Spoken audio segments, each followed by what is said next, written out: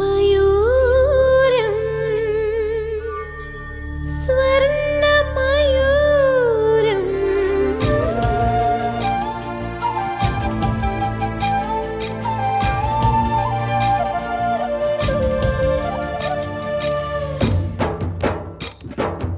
ആരാരോ തേടുന്നു അന്തിനിലാവൊളിയേ അമ്മാനം മാനത്തേ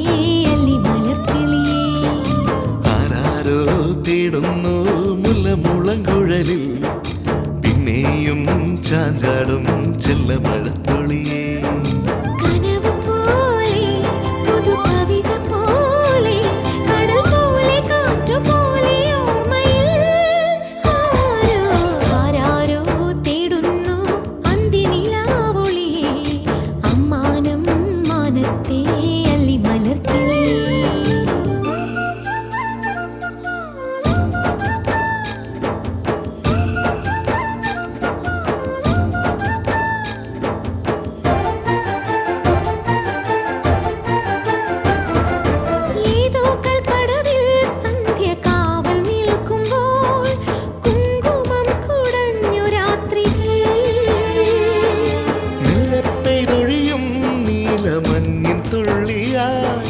മംഗളം മൊഴിഞ്ഞ മാത്രയിൽ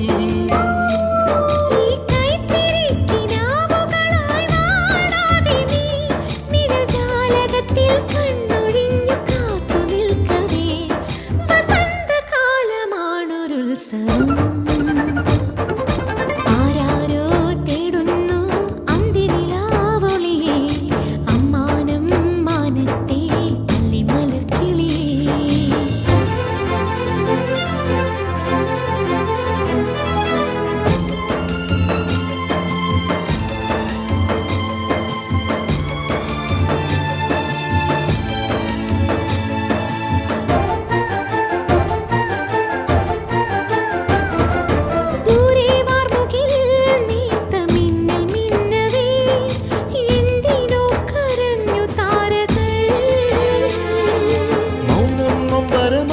നെഞ്ചിൽ ചാഞ്ഞുറങ്ങവേ പൂ പൊഴിഞ്ഞു വീണു പാട്ടുകൾ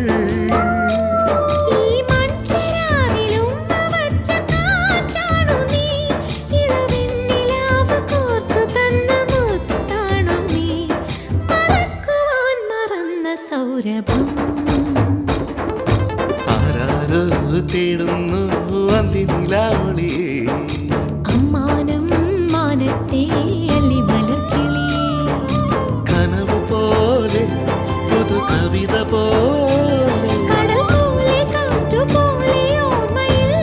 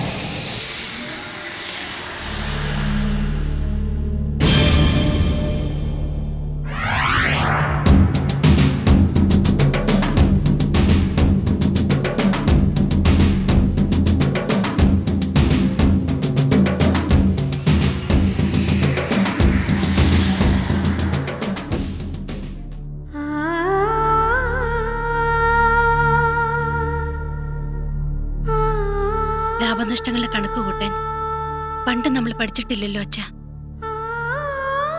നമുക്ക് നഷ്ടങ്ങളല്ലേ ഉണ്ടായിട്ടുള്ളൂ മോളെ.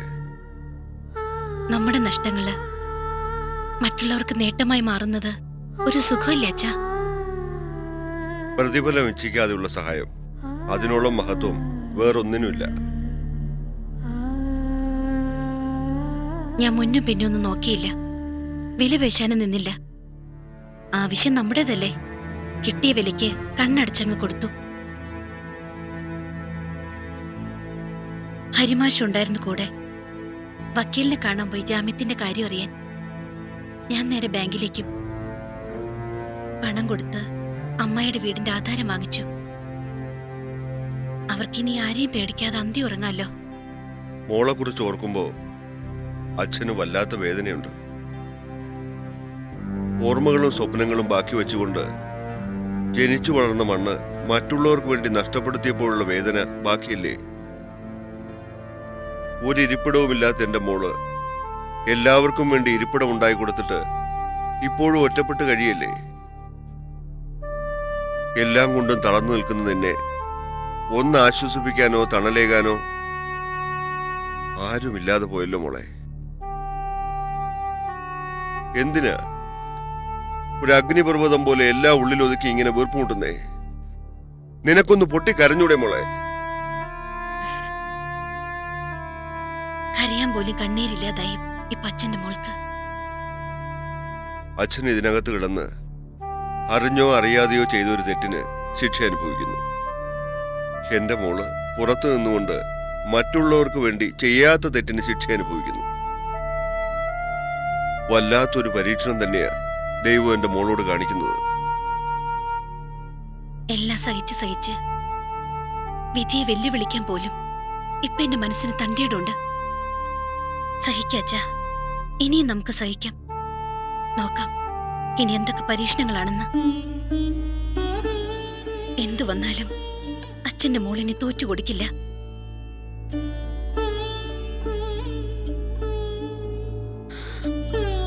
ഇനി എന്റെ അടുത്ത ആഗ്രഹം ഇന്ദുവിനെ നല്ലൊരു സൈക്യാട്രിസ്റ്റിനെ കാണിച്ച് അവളുടെ അസുഖത്തിന് ചികിത്സിക്കണം. ഗോപനെ അവളുടെ ജീവിതത്തിലേക്ക് തിരികെ കൊണ്ടുവരണം.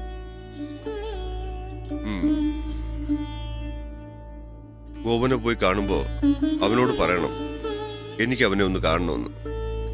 പറയാം. പക്ഷേ അപ്പോഴേക്കും അച്ഛൻ ജാമ്യം കിട്ടി പുറത്തു വരുമല്ലോ. എന്റെ അവസ്ഥ കണ്ടറിയണം. വല്ലാത്തൊരു ഭാഗ്യദോഷിയാ മോളെ നിന്റെ അച്ഛൻ. അല്ലെങ്കിൽ അവസാന കാലത്ത് ഇതിനകത്ത് വന്ന് കിടക്കേണ്ടി വരുമോ? അച്ഛൻ തളരരുത്. എന്റെ അച്ഛന് വേണ്ടി എന്നും പ്രാർത്ഥിക്കുന്നുണ്ട് സർവ്വദൈവങ്ങളോടും.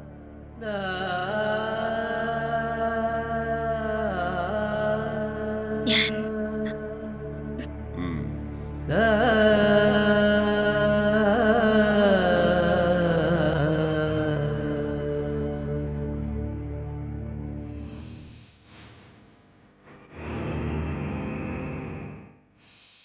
ആശുപത്രിയിൽ നിന്ന് തിരിച്ചു വന്നത് ഈ വീട് വിട്ട് ഇറങ്ങാൻ വേണ്ടിയായിരുന്നു.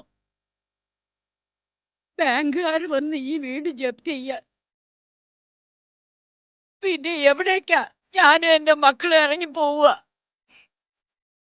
ഇനി ഞങ്ങള് തെരുവിൽ അന്തി ഉറങ്ങേണ്ടി വരില്ലേ? ആരാ പറഞ്ഞത് തെരുവിൽ ഇറങ്ങേണ്ടി വരുമെന്ന്? ആ ഒരു ഗതികേട് എനിക്ക് ജീവനുള്ളിടത്തോളം കാലം എന്റെ അമ്മായിക്കും മക്കൾക്കും ഉണ്ടാവില്ല. അമ്മായി വാ.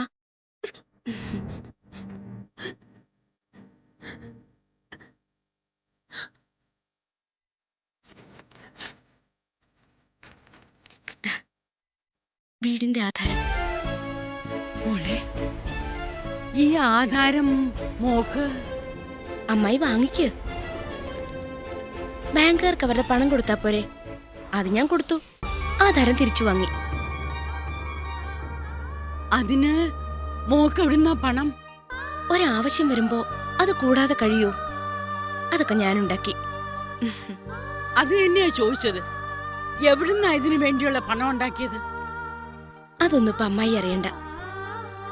നമുക്ക് നമ്മുടെ വീട് തിരിച്ചു കിട്ടിയില്ലേ, അത് മതി. അതുകൊണ്ടായില്ല. മോള് പണം ഉണ്ടാക്കിയത് എങ്ങനെയാന്ന് അമ്മായിക്ക് അറിയണം. എങ്കിലേ എനിക്ക് സമാധാനമുള്ളൂ. അറിയാൻ അത്ര നിർബന്ധ? അതെ, എനിക്കത് അറിയണം. പറഞ്ഞ അമ്മായി വഴക്കൊന്നും പറയരുത്.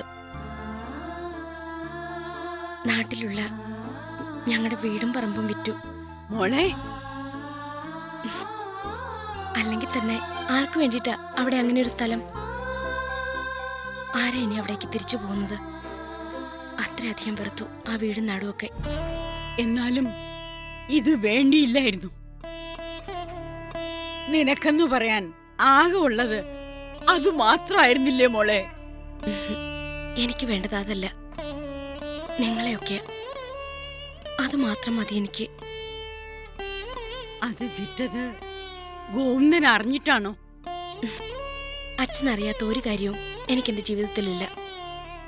അച്ഛന്റെ സമ്മതം വാങ്ങിയിട്ടാ ഞാനത് വിറ്റത്. മോളെ, നിന്നെ എങ്ങനെ സ്നേഹിച്ചാലാ എനിക്ക് മതിയാവുക?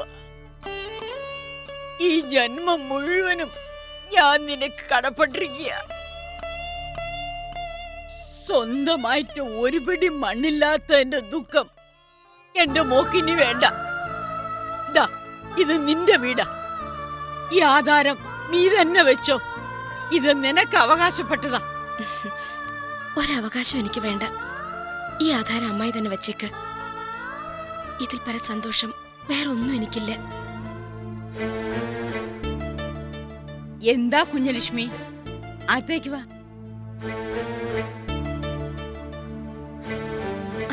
ഇരിക്കെ.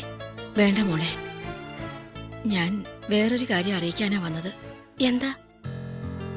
അത് പിന്നെ എന്താ കുഞ്ഞലക്ഷ്മി, നീ പറ.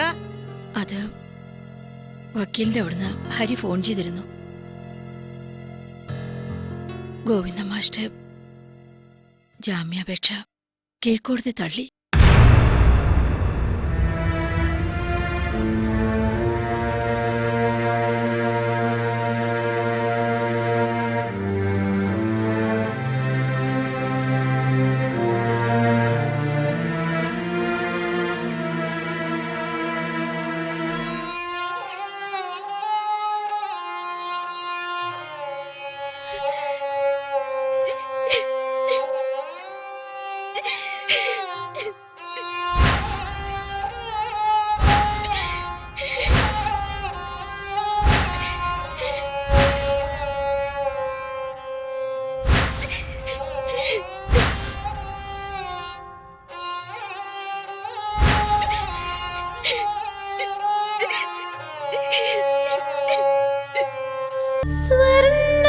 സ്വർണ്ണമയൂരം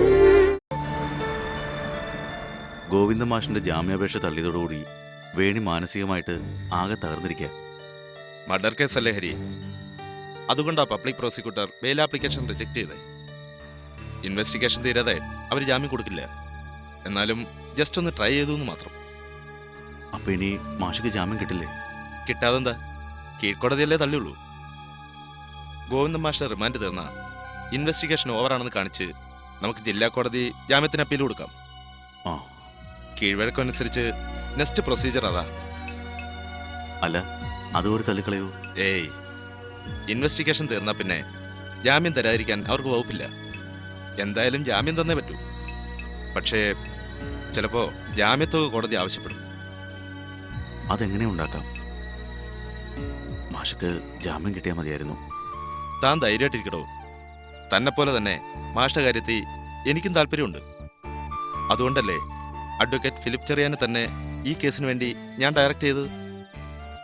ഇവിടുത്തെ ഏറ്റവും നല്ല ലീഡിംഗ് ക്രിമിനൽ ലോയറാ. ആ, വേണിയോട് മനസമാധാനത്തിലിരിക്കാൻ പറ.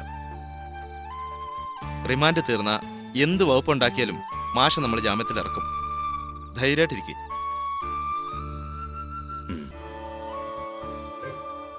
ഗോവിന്ദ മേനോൻ, പൂല നക്ഷത്രം, ഒരായിരാരോഗ്യ സൂക്തം.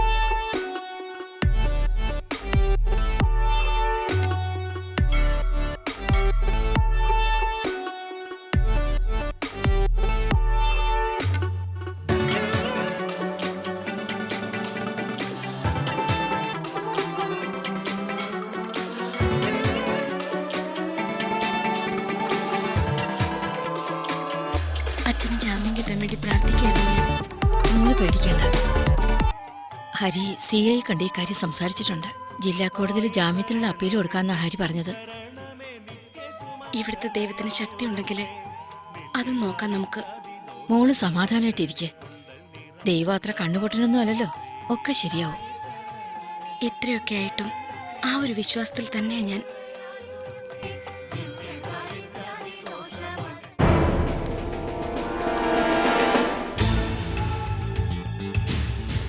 നിനക്കെന്നെ വിശ്വാസമുണ്ടല്ലോ, പിന്നെ എന്തിനാ പേടിക്കുന്നേ? എന്തിനും ഏതിനും നിന്നോടൊപ്പം ഞാൻ കൂടെയുണ്ട്. ആ ഒരു വിശ്വാസം എനിക്കുള്ളൂ. നമ്മളെ ഒരുമിച്ച് വേണിച്ചേച്ചി കണ്ടതാ പ്രശ്നം കൂടുതൽ വഷളായത്. 2-3 ദിവസം എന്നെ കാണാതായപ്പോ നാട് മുഴുവൻ ഇളക്കില്ലേ അവര്. ചെന്ന് കയറിയപ്പോ എന്തായിരുന്നു ഒരു അംഗം. നിങ്ങളെയൊക്കെ ഉപദേശിച്ച് നല്ല വഴിക്ക് നടത്താൻ ഈ വേണി ആരാ? വലിയ ത്യാഗവും സ്നേഹമൊക്കെ പ്രകടിപ്പിച്ച് മറ്റുള്ളവരുടെ മുമ്പിൽ അവരെന്താ മദർ തെരേസ കളിക്കുക? അവരെ ഇപ്പൊ എന്റെ ഏറ്റവും വലിയ ശത്രു. അവരെ വീട്ടിൽ നിന്ന് പുകച്ചു പുറത്ത് ചാടിച്ചാലേ എനിക്ക് സ്വസ്ഥത ഉണ്ടാവും. ഹോ, എന്തൊരു സ്വൈര്യക്കേടാണെന്നോ. വീടിനകത്തേക്ക് കയറി ചെന്ന ടെൻഷനാ. ഒരു വശത്ത് കിടപ്പിലായ അമ്മ, മറുവശത്ത് തലയ്ക്ക് വെട്ടുള്ള ചേച്ചി. അതിനു പുറമെയാ ഇപ്പൊ ഞങ്ങളെയൊക്കെ ഭരിക്കാനും നന്നാക്കാനും നടക്കുന്ന ആ സ്ത്രീ. ഒരു നിമിഷം പോലും എനിക്ക് ആ വീട്ടിൽ കഴിയണമെന്നില്ലാതായി. തൽക്കാലം ഒന്ന് പിടിച്ചു നിൽക്ക്, പിന്നെ നമുക്ക് നല്ലൊരു താവളം കണ്ടെത്താം. ദേ, വെറുതെ ഓരോന്ന് ആലോചിച്ച് ടെൻഷൻ അടിക്കാതെ ഞാനില്ലേ കൂടെ. മനസ്സ് പൊണ്ണാക്കി ഉള്ള ഉറക്കം കളയാതെ.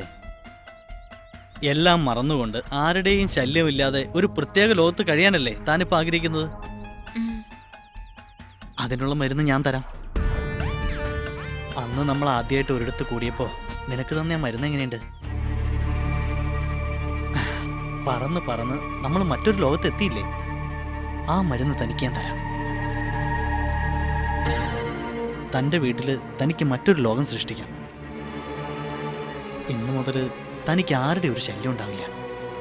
അവനെ അങ്ങ് പ്രയോഗിച്ചാൽ മതി. അല്ലാതെ ഇപ്പോൾ മറ്റുള്ളവരെ മാറ്റി നിർത്തിയിട്ടൊന്നും നമുക്ക് ജീവിക്കാൻ കഴിയില്ല. നമുക്ക് നമ്മുടെ വഴിയെ പോകാം. ഇന്ന് തനിക്ക് സുഖമായിട്ട് ഉറങ്ങാം. സ്വർണ്ണമയൂരം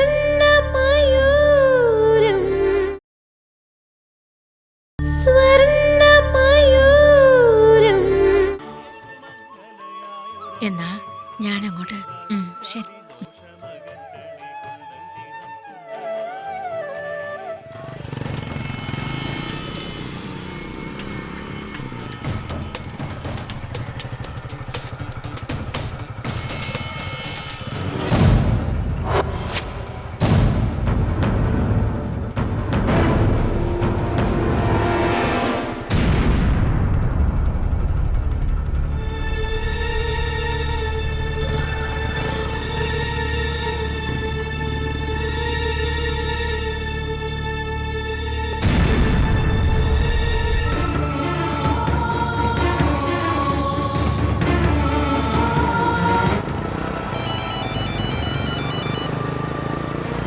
ഹലോ,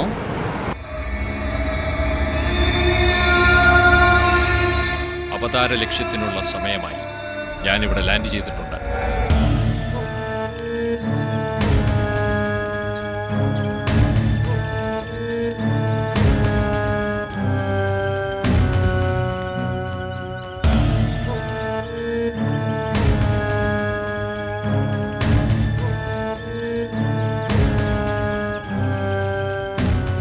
മോളെ,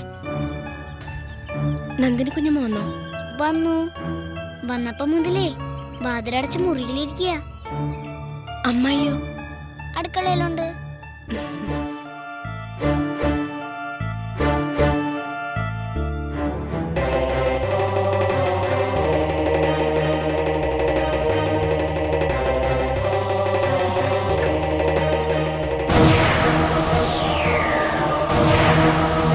നന്ദിനി, എന്താ നീ കാണിക്കുന്നേ? പോയി പോയി നീ ഈ ശീലം തുടങ്ങിയോ? ആരാ നിന്നെ ഇതൊക്കെ പഠിപ്പിച്ചത്? എവിടെ നിന്ന് കിട്ടിയ മയക്കുമരുന്ന് നോക്ക് നിനക്ക്? പറ, എവിടെ നീ ഇത് ശീലിച്ചത്? എപ്പോഴാ നിനക്ക് ഈ സ്വഭാവം തുടങ്ങിയത്? എവിടെ നിന്നായ നിങ്ങൾക്കെന്താ? നിങ്ങളാരാ ഇതൊക്കെ അന്വേഷിക്കാൻ? മനുഷ്യന്റെ മനസ്സമാധാനായിട്ടൊന്നും മയങ്ങാൻ കൂടെ സമ്മതിക്കില്ല. അപ്പോഴേക്കും വലിഞ്ഞേറി വന്നിരിക്കുന്നു നാശം. നാശം? എന്നെ നീ എന്ത് വേണേ വിളിച്ചോ, പക്ഷേ ഈ പോക്ക് പോയാ നശിക്കാൻ പോകുന്ന നീ തന്നെയാ. ഞാൻ നശിച്ചാൽ നിങ്ങൾക്ക് എന്താ? ഒരമ്മ പെറ്റതല്ലെങ്കിലും നീ എന്റെ കൂടെ പിറപ്പാ. നീ നശിക്കുന്നത് കാണാൻ എനിക്ക് കഴിയില്ല. നിങ്ങൾ ഞാനൊരു കൂടെ പുറപ്പായി കാണുന്നില്ല. ഞാൻ എങ്ങനെ നശിച്ചാലും നിങ്ങൾ അത് അന്വേഷിക്കാൻ വേണ്ട. മോളെ നന്ദിനി, നിന്റെ ഈ പോക്ക് വലിയൊരു ദുരന്തത്തിലേക്കാ. ഈ ശീലം പഠിപ്പിച്ചു തന്നത് ആരായാലും അത് നിന്നെ നശിപ്പിക്കാൻ വേണ്ടിയുള്ള കൂട്ട. ഇതിന് നീ അടിമപ്പെട്ടാൽ പിന്നെ തിരിച്ചിങ്ങോട്ടൊരു മോചനം ഉണ്ടാവില്ല.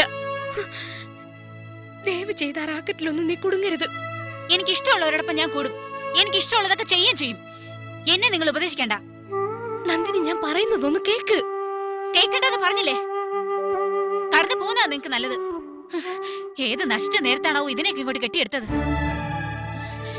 ഒന്ന് കടന്നു പോകുന്നുണ്ടോ?